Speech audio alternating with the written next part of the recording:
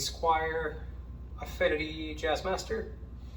I've been wanting another offset. I had a Jaguar for a little bit, and I just wasn't sure about a few things on it.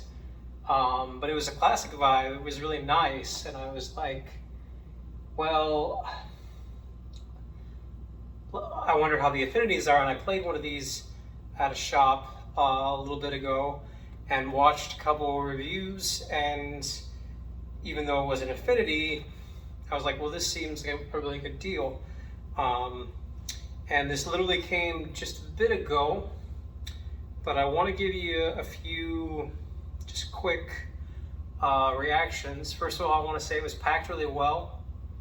I got this from Chicago Music Exchange, and they had it in a big box, and then a Fender box was inside of that. There was some nice bubble wrap. The guitar was in, one of those kind of like foam-ish paper condom things. And then there was some nice foam around the neck that I had to take off, like styrofoam, like kind of. And then like some cardboard around here. The strings were loosened. So really well packed. Really, nice job on Chicago Music Exchange's part.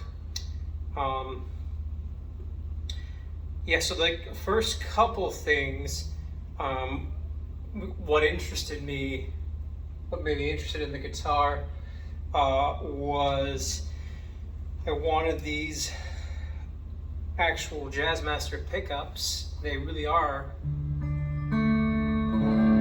straight up Jazzmaster pickups. They're really nice.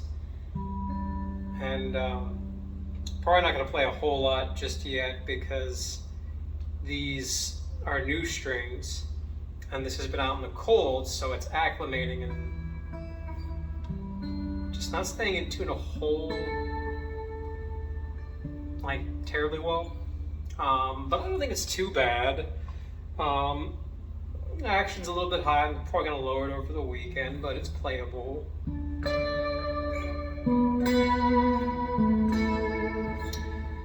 This I love this 2-point trem on a Jazzmaster. I really wanted an offset. I really wanted these cool Jazzmaster pickups, but like I said, when I had the Jaguar, I wasn't super set on a couple of things, and one of them was the tremolo. I just wasn't sure how I felt about that. So I got this, and I think I'm gonna like this better. This doesn't look as nice as like my American Strat that I used to have, but it's definitely a nice bridge. It's thick and it feels sturdy right now. And screw in whammy bar, wiggle stick.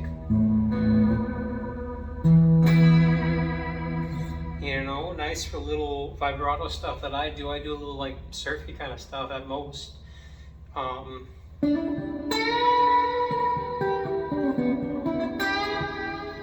it's set up right now for a little bit like that. It's raising up a little bit.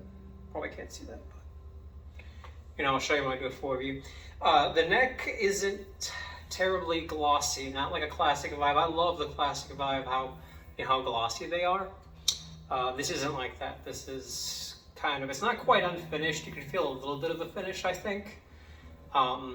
Actually, I don't love like roasted maple necks a lot of the time because I've had a few and played quite a few roasted maple necks where like it just feels unfinished and it's just like real rough, in my opinion. Your mileage may vary, but I like this nice maple feel. It does feel smooth, but it's not as glossy as like a classic vibe again, and I like that. You might not, but the headstock is glossy, and that looks nice. It's a nice looking headstock. It does say Squier, which I don't mind, but it doesn't say Affinity on it, which I think is a great touch, because the affinities have gotten better throughout the years, but I think a lot of people who have played Fender or know how Fender is probably aren't big fans of the Affinity series usually, so you can get this. It's much nicer than the Affinities used to be, and yeah, it looks like a much more expensive guitar than this like you know, sub $300 guitar is, and you can get them on Reverb, I think, a little used for like $250 or whatnot, but just buy it new for $280. It's a good price. Yeah, I'm not in love with these slotted tuners. That's not really my favorite thing. I know some people actually prefer them this way. They are kind of vintage style tuners. They're not the box style, but they're very functional. You know, I like them. They're nice. They're gonna do the job for a $280 guitar. The knobs feel really good. The tone has a good. See, all the way down, there's a tone. A little up. A little more. A little more. All the way. You know, it's got some sort of range at least. Sometimes you turn the tone knob and it's got like either all the way or not at all. Yeah, the finish looks really great. I haven't noticed any mistakes yet. The fret ends, you know, there aren't any.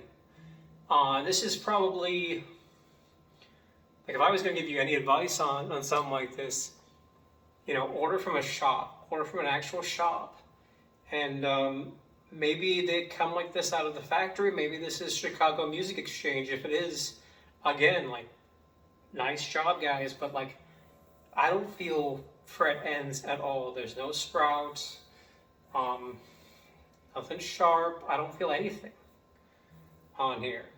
They don't have that like slick rolled feel of like an American Strat or an American Fender. That's always really nice.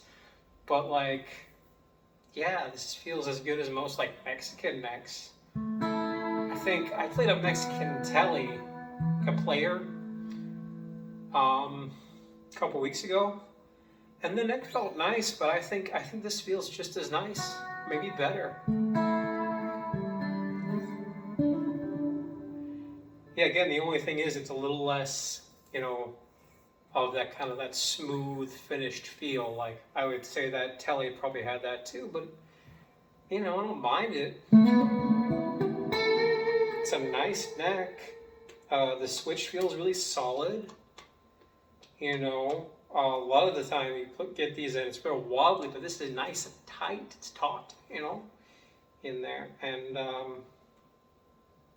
yeah, things aren't screwing right off or whatever, and looks great. Yeah, first initial reaction is this is a really good guitar, you know. Sub $300. Can you beat that? I don't know, not for a Burgundy Mist Jazzmaster. So, unique kind of piece. I'm glad. I've always loved Burgundy Mist. Anyway, please subscribe, please like, and I'll have more on this soon. Later.